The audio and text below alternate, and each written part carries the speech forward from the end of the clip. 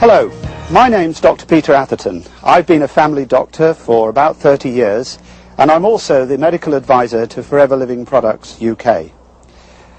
I am aware that there are many conditions that affect our lives, but perhaps none more debilitating than arthritis, the inflammation that affects joints, tendons and their surrounding structures.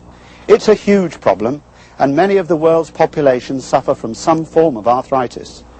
There are many kinds of this illness which can cause joint pain, stiffness and lack of mobility, and eventually deformity.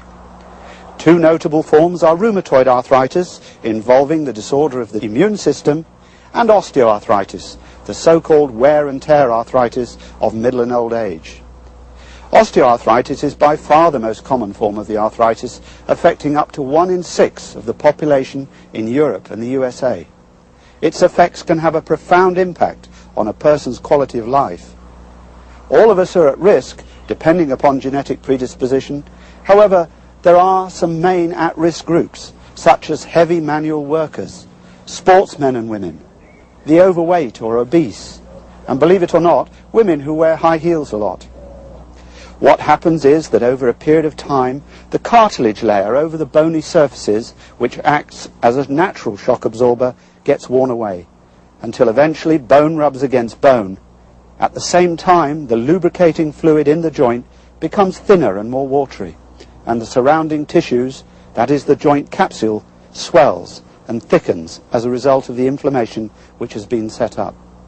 Finally, little spikes of bone grow into the joint cavity, greatly reducing its function and, of course, its mobility.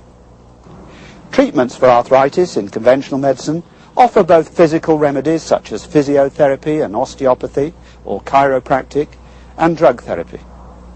The drugs which are used are either simple painkillers or anti-inflammatory drugs.